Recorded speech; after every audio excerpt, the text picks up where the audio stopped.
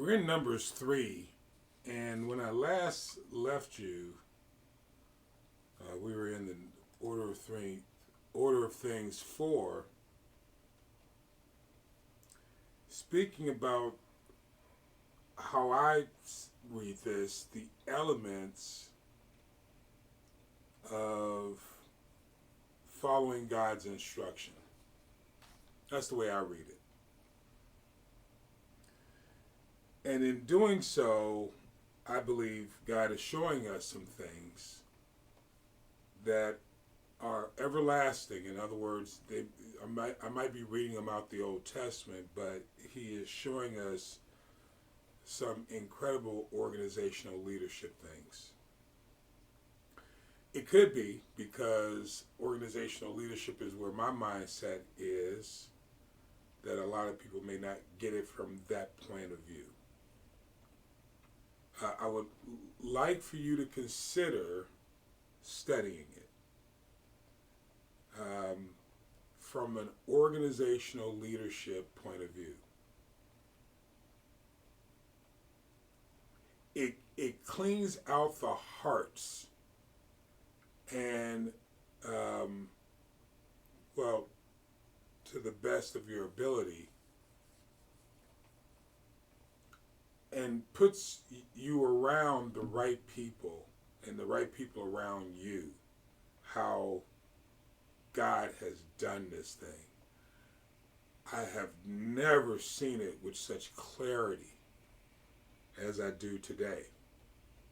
Took a few gray hairs to get here maybe, but it is better to do it God's way or don't do it, because it becomes burdensome day after day, week after week, month after month to keep performing unless it's done God's way.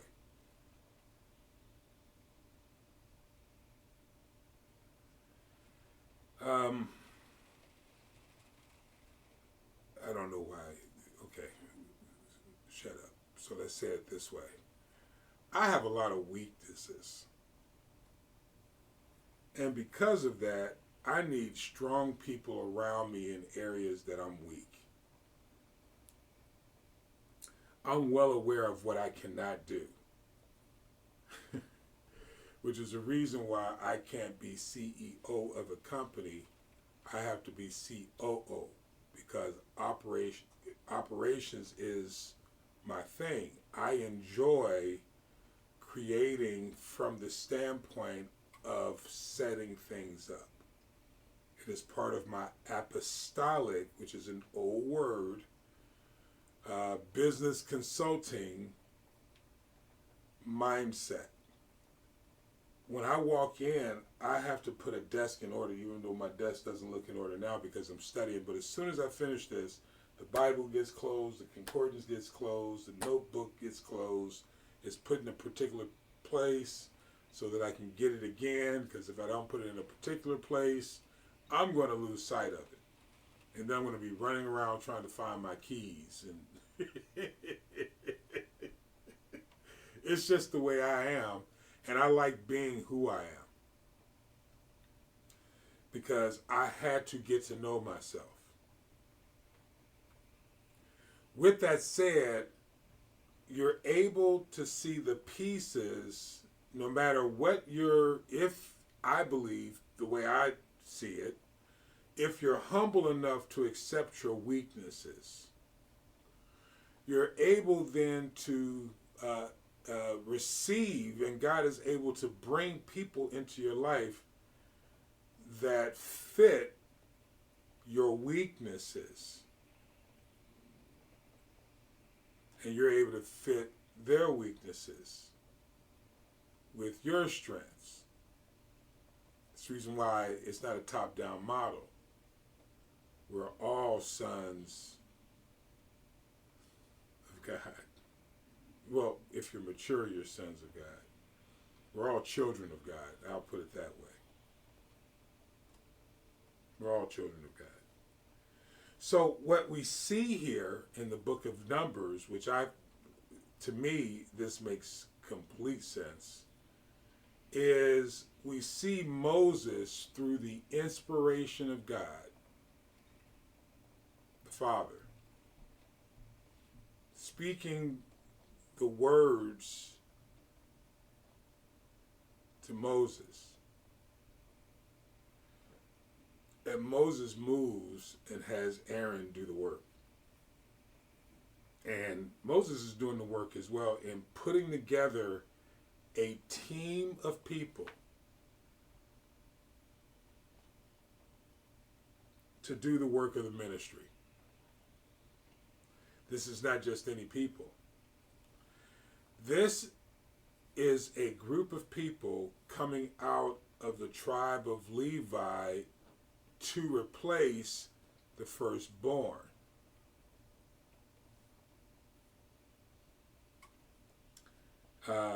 God made that executive decision that he was going to use the 22,000 Levites to work the tabernacle, which happens to be, well, let's not talk about that right now, but let's just start here. The 22,000 of the tabernacle plus 273 from the other tribes of Israel. They pay 5 shekels to be a part of, now listen to me, to be a part of the ministry of the tabernacle of the congregation.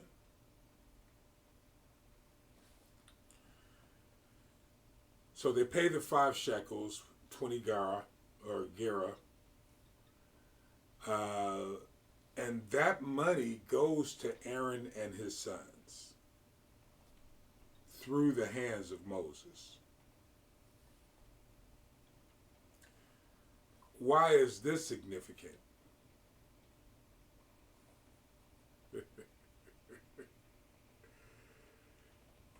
Because this cuts against how we do things in modern times today.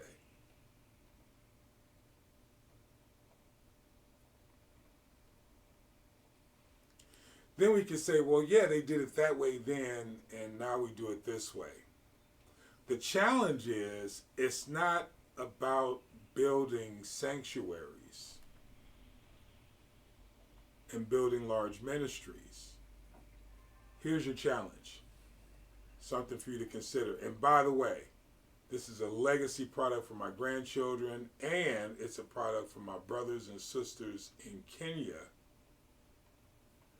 And if this is a blessing to you, God bless you. And I hope that you would consider supporting this particular ministry at Cashapp, $MrPaulDozier. My brothers and sisters in Kenya can't afford to do it, and my grandchildren aren't going to give to me. But if this is a blessing to you,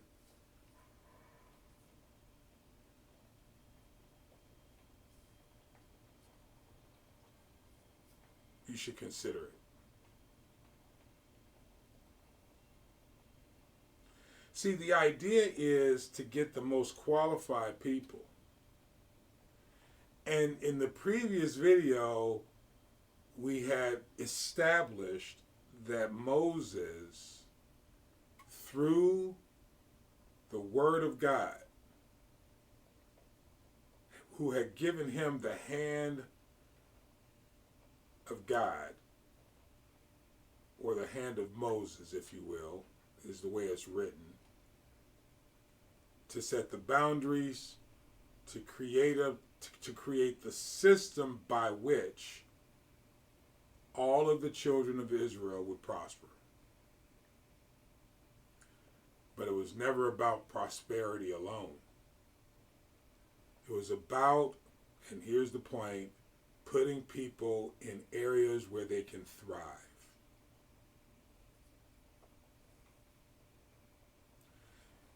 When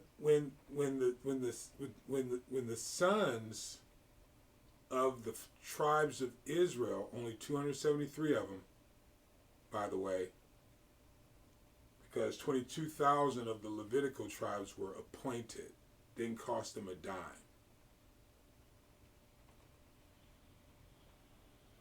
They were appointed by Moses through the hand of Moses, setting the parameters, God giving him the word that he, instead of using the firstborn, he wanted to use the tribe of Levi, the Levites, to do the work of the ministry in the tabernacle of the congregation. I'm trying to boil this down so that you can get it. And I don't have to say so much because I think you'll miss it if I tell you. There were 273 from the tribes of Israel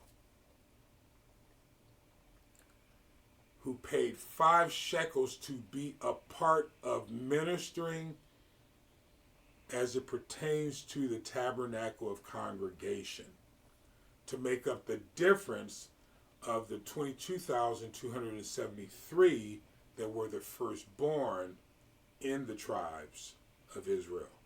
22,000 came from the Levitical tribe. There's only 273 left that they need to cover, because God is all about order. He called this redeeming them. I was going to go through the notes, but it doesn't matter. We're too far in now. He redeemed the 273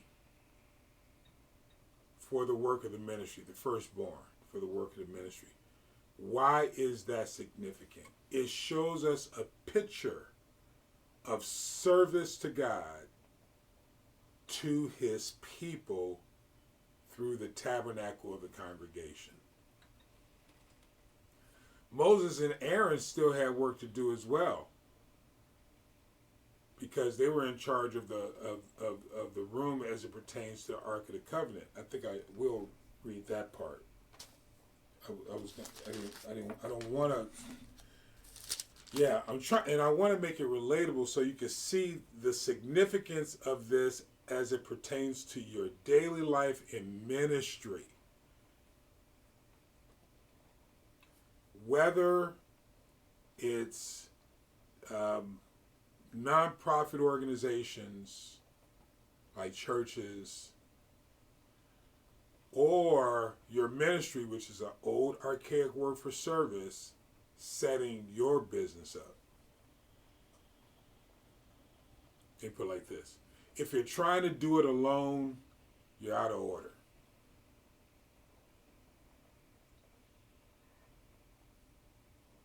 You can't do it by yourself. Stop. Because your focus is on the shekel and not the team.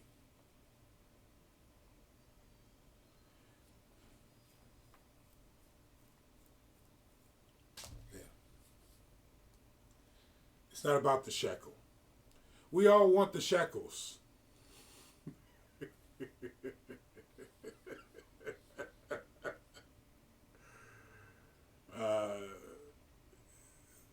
Yeah,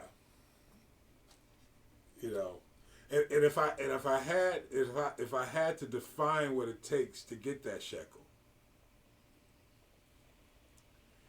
you know, that's you know, I personally think that, or the gera, you know, and what it is, but that's all immaterial. This is about getting the group to Canaan. This is about the success of the families. None of this is in first person. You know, I'm trying to say it in a relatable way for those English scholars. This is not about one person. This is about Moses is going with the family or not going at all. These are the principles of success. We're either doing it together, looking out for each other's best interests, placing each other in positions of power to be successful, covering our weaknesses with the strengths of our brothers and sisters, being accountable, having an accountability person like Aaron. That was his job. He was the chief of the chiefs. Not Moses. Moses was the conduit of God the Father.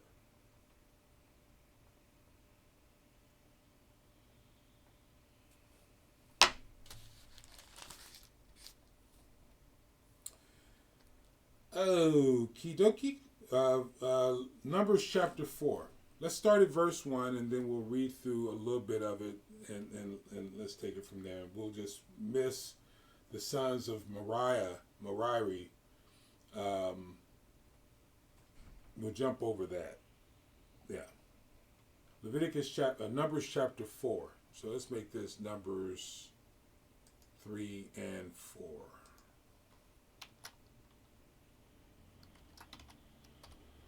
Like that.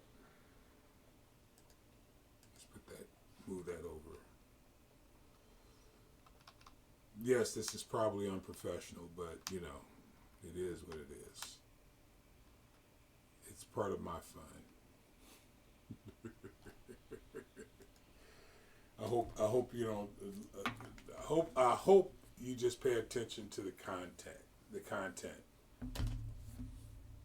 So let me read it so you can hear it, and hopefully you find the Old Testament valid enough to do the research, because this is a lot of information I'm giving you. I understand. No one has time to do what I'm doing because this is a pure sacrifice, but I believe God's telling me to do it. Verse 1, chapter 4 of Numbers. And the Lord spake unto Moses and unto Aaron. So he spoke to both of them. And he said, take the sum of the sons of Kohath from among the sons of Levi, after their families, by the house of their fathers, from 30 years old upward, even unto 50, all that enter into the host to do the work in the tabernacle of the congregation. This the service of the sons of Kohath in the tabernacle of the congregation, the most holy things. They were called to do it. Number one, is that fair? They were called to do it. I think that's fair. They were called to do it. Number two, they had to be of a particular age. 30 to 50 years old. Not my words, here are the words right here. But Paul, that's not relevant today. Sure it is, because it's relevant as it pertains to maturity. As it pertains to maturity, it is extremely relevant. Because they were in charge of the holy things, the most holy things. Verse 4, this the service of the sons of Kohath in the tabernacle of the congregation, the most holy things.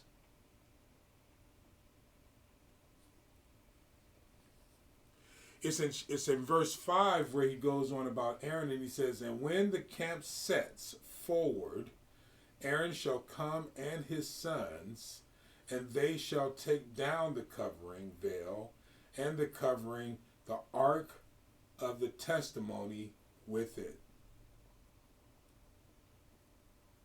And shall put thereon the covering of badgers' skins, and shall spread over a cloth wholly of blue, only blue.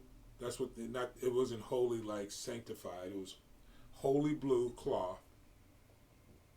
And shall put in the staves. Those are the arms that go through the Ark of the Testimony, because they have rings to them attached to another bar, I believe. So you have the rings, the staves, and then you cover it with blue. Why? Because he's teaching them how to do the work of the ministry, service, how to preserve this thing, these handcrafted items. It really is just that simple, because this is the house that God comes into and visits with them, and they will be traveling. And there are particular people given particular jobs to do the work of service. If the word ministry is too religious for some, it's the work of service. This is important because, again, this is how God does things with every area of our life. And sometimes I think we look at these things and think it's all just religious jargon. One of the most challenging parts of my life is and it's something I'm very sensitive to, is I don't like being looked down upon at 57 years old.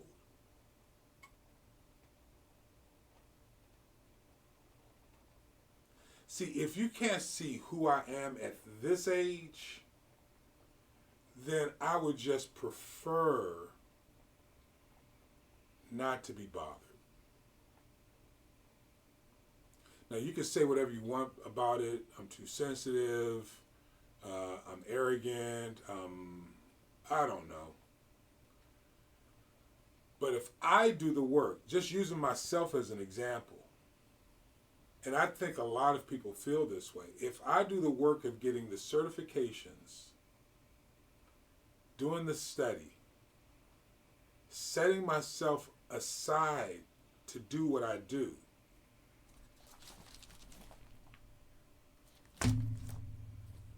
I'm yielding cud. And what blows my mind is some people don't even understand what that means. In the Christian community, I know you don't understand what it means. But I took the time to study it, to understand what that means.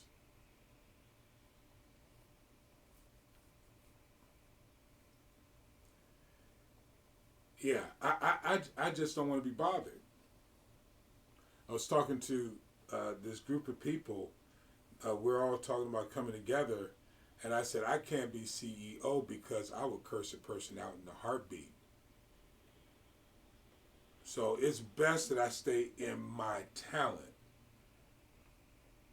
and that out of our group, someone else can be the CEO. And that's very true. I'm not a CFO. I know money, but I've blown money. I'm a risk taker.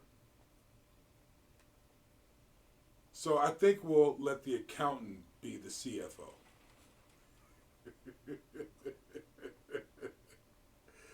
I know money strategies because I've taken the time. I've taken years to study them. I've studied real estate. I was a mortgage broker. I was I worked in the secondary market with automobile paper. I had credit buyers. I had 2 credit buyers. I approved auto loans on the spot. Write a approval letter of intent at car dealerships. I don't think they do that anymore. On my saying, yep, this is good. On my signature, the bank would honor a $32,000 check. I think I had authority up to about $32,000 back then. It's just, yep, I approved it. I know finance. But when I deal with people who are still trying to figure me out after I tell you who I am, that's not the way God operates.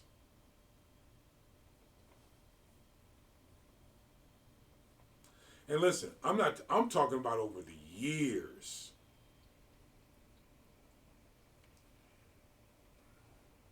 Let me say this, and let me say this.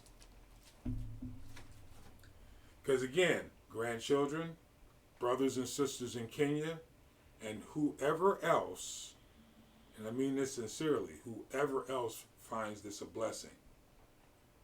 Because this is all the Word of God. Study to show yourself approved. If you spend your time in unfruitful conversations, you are therefore unfruitful. The challenge is most people gauge their fruit by the shekel or the gira, not by the 22,000 Levitical priests servants, laymen, and the 273 who come in to be trained to do the work. I'm over there. I want to stay over there. Because when it's all said and done, study to show yourself approved. When it's all said and done, Martin Luther King, who died with no money in the bank, made great impact. Medgar Evers, great impact. I'm more interested in the impact than I am interested in your shekels. This is the order of things.